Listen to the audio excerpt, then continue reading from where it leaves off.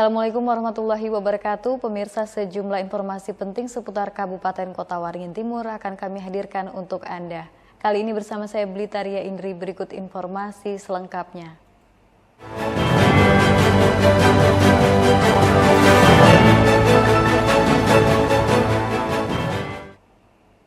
Sejumlah warga desa Kenyala, Kecamatan Telawang menggelar aksi unjuk rasa di halaman kantor desa setempat. Warga menuntut kepala desa mundur dari jabatan lantaran dianggap tidak amanah dalam menjalankan tugas.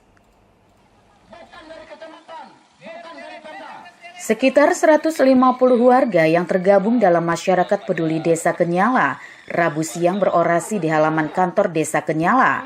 Namun saat itu, Kepala Desa Kenyala yaitu Sehewan Irianto tidak berada di tempat. Warga menggelar aksi unjuk rasa damai dengan membentangkan sejumlah poster berisi keluhan dan tuntutan. Warga menganggap Sehewan Irianto tidak amanah dalam menjalankan tugas. Selama 6 tahun menjabat, tidak ada kemajuan pembangunan di desa tersebut. Pengelolaan dana desa juga dinilai tidak transparan. Oleh karena itu, warga meminta kepala desa untuk mundur dari jabatannya.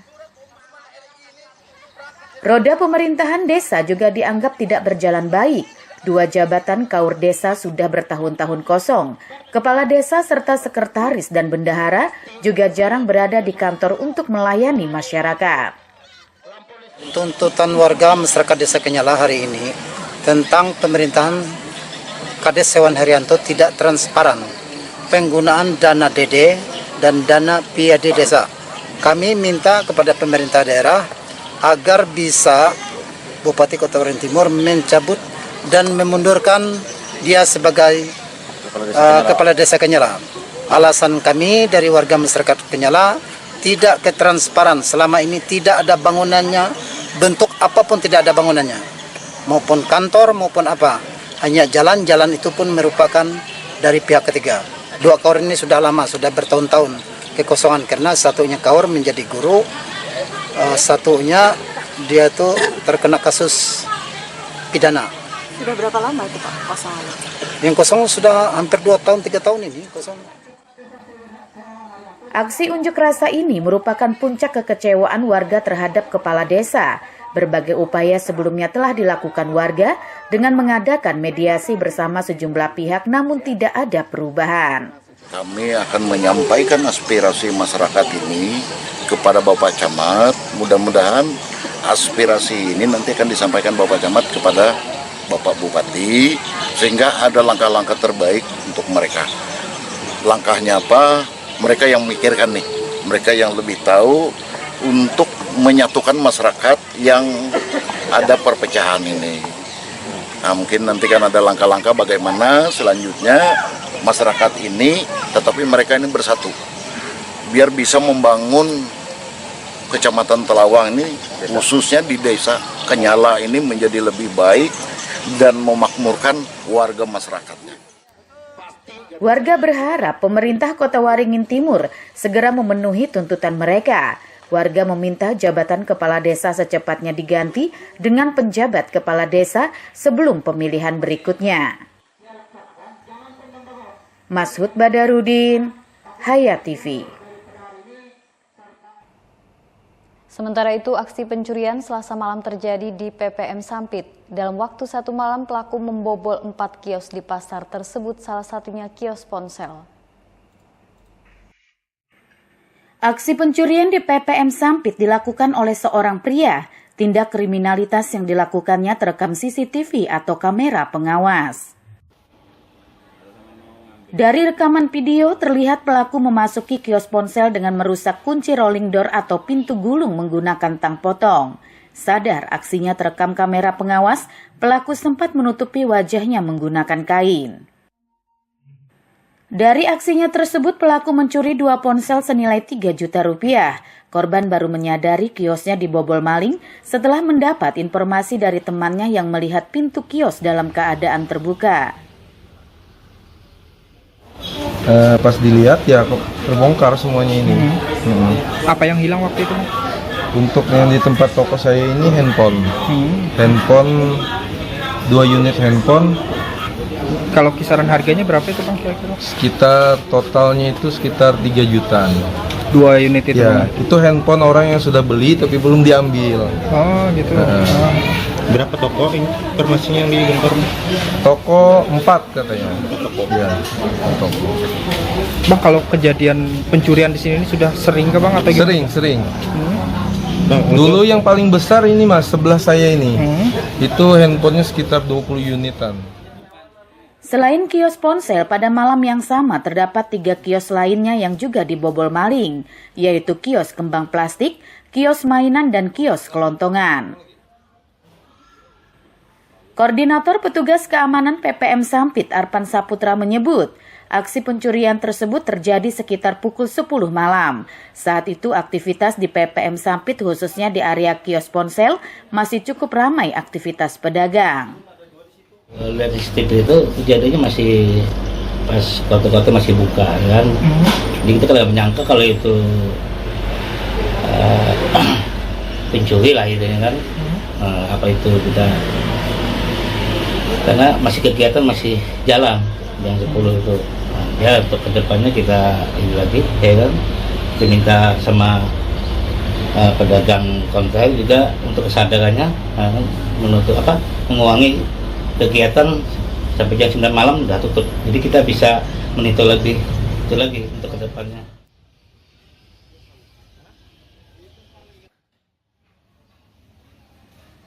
Aksi pembobolan kios di PPM Sampit cukup sering terjadi. Pedagang mengharapkan adanya peningkatan pengamanan agar hal serupa tidak terulang.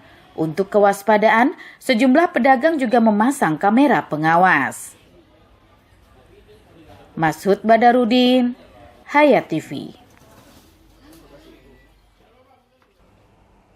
Pemirsa, kebakaran lahan kosong terjadi di kawasan perumahan Wengga Jaya Agung Sampit. Kebakaran lahan yang sangat dekat dengan bangunan rumah tersebut menimbulkan kepanikan warga sekitar.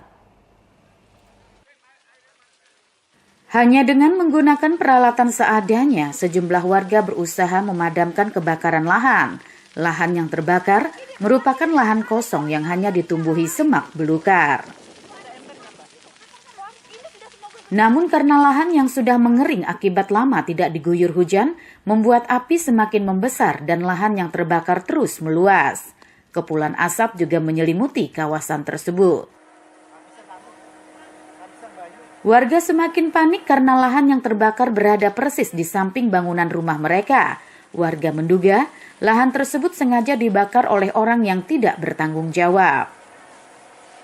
Yang kejadiannya kebakaran tadi itu sekitar jam 1:30. Itu tahu-tahu orang rumah itu ada api di tengah-tengah gitu loh. Jadi ya pusing, kita pihak keluarga ya repot. Oh ya jelas panik tuh, kebakaran angin kayak itu, asap hitam semua. Ya jelas panik. Mas. Tadi sempat besar apinya Pak? Ya besar mas. Sebelum datang damkar itu tadi, wah ngeri mas. Lahannya tuh ya enggak, asalnya belum, tetap aja kayak itu, memang kayaknya dibakar kalau kayaknya, tapi nggak tahu lah, namanya api dari tengah ya. Petugas pemadam kebakaran bersama BPBD dan relawan yang mendapat informasi tersebut langsung menuju ke lokasi untuk memadamkan api. Menerjunkan 2 unit mobil damkar, petugas berusaha melokalisir api agar tidak merembet dan membakar bangunan rumah warga. Untuk perumahan ini kami melakukan blocking area, melakukan injeksi pemadaman lebih dalam ke titik sasaran tanah gambut, karena gambut ini perlu dalamnya tandus kan. Jadi kita memerlukan air yang cukup banyak, kemudian mobil tangki yang memadai airnya, hingga kita dapat maksimal melakukan pemadaman di area pemukiman ataupun area karlan gitu. Dan terjun untuk sekarang, sementara ini masih 2 unit ini. Kalau jumlah personil perkiraan berapa? Jumlah personil masing-masing regu ada 6, ada 7 personil gitu. Dalam beberapa hari terakhir, intensitas kebakaran lahan di Sampit mulai meningkat. Pada hari tersebut, setidaknya terdapat 3 peristiwa kebakaran lahan yang terjadi di lokasi yang berbeda. Mashud Badarudin, Hayat TV.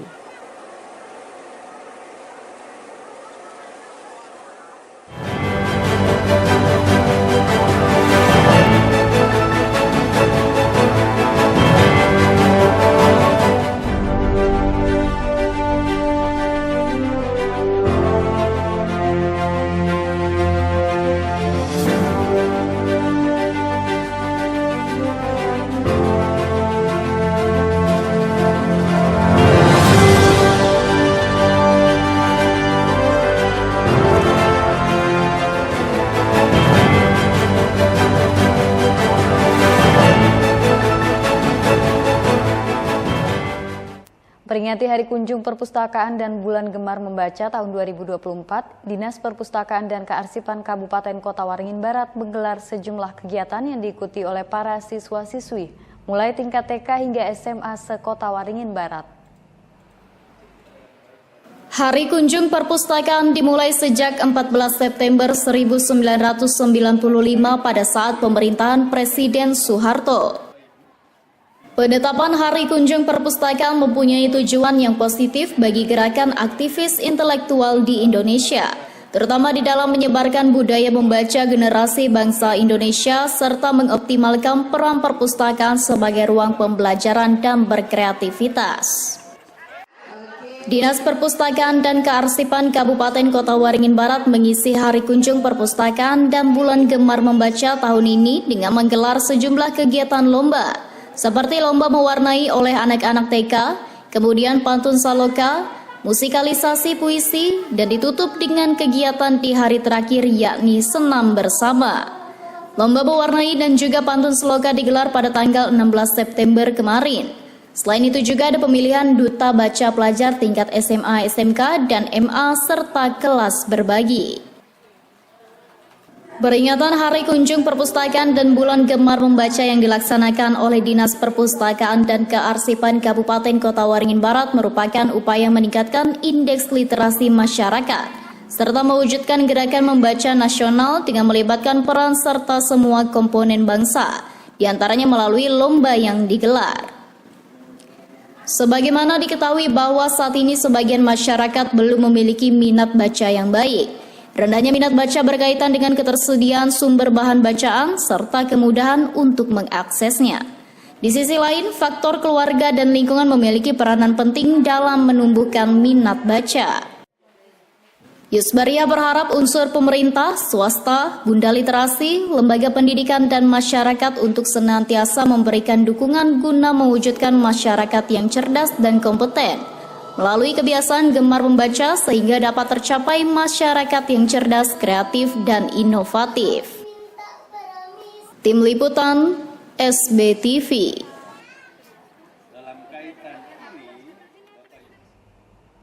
Bulan Maulid diperingati sebagian besar kaum muslimin sebagai bentuk ungkapan kegembiraan atas kelahiran manusia pilihan pembawa risalah Islam, yakni junjungan Nabi Muhammad SAW. Tidak terkecuali warga desa Sungai Kapitan, Kecamatan Kumai, yang juga merayakan Maulid Nabi, diantaranya dengan pembacaan Maulid Diba.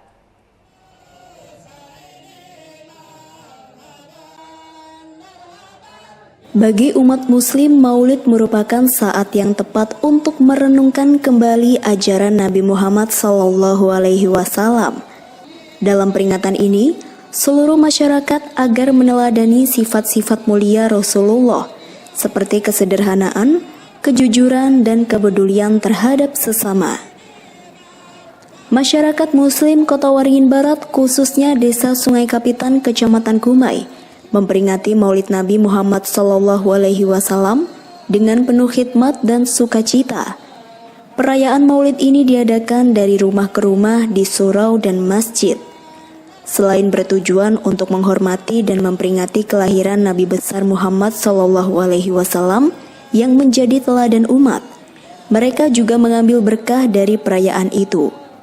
Karena yang dibaca juga Maulid Ad-Diba. Hal tersebut dijelaskan oleh Ustadz Nasruddin, Ketua Takmir Surau Al-Falah Sungai Kapitan. Ustadz Nasruddin menjelaskan kegiatan ini merupakan tradisi setiap tahunnya pada bulan Maulid dalam hitungan Hijriyah.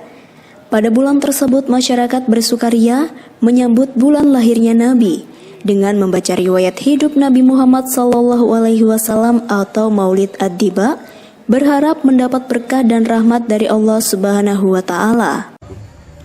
Kalau di tempat kita, khususnya di kampung halaman kita, Desa Sungai Kapitan namanya, ini memang sudah bisa dikatakan tradisi kami di kampung sini setiap hadir bulan Maulid, yaitu bertepatan dengan Rabiul Awal. Itu dari rumah ke rumah, dari masjid ke masjid, itu pembacaan Maulid. Cuman yang dibaca di sini kalau di bulan Maulud kebiasaan Maulid Ad-Dibai.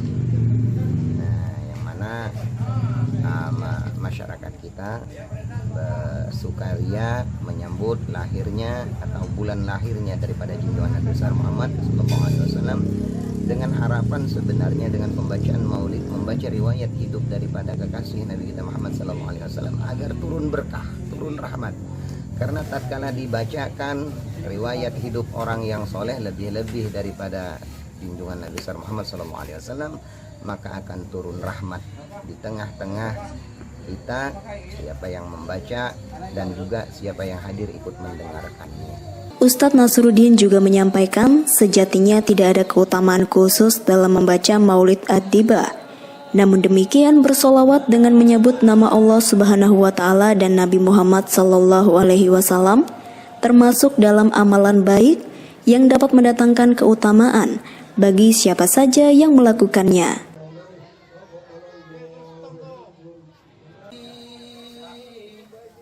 Jamri, SBTV. Demikian pemirsa, informasi tadi menutup perjumpaan kita kali ini. Mewakili kerabat kerja yang bertugas, saya Blitaria Indri mau undur diri dari hadapan Anda. Sampai jumpa, wassalamualaikum warahmatullahi wabarakatuh.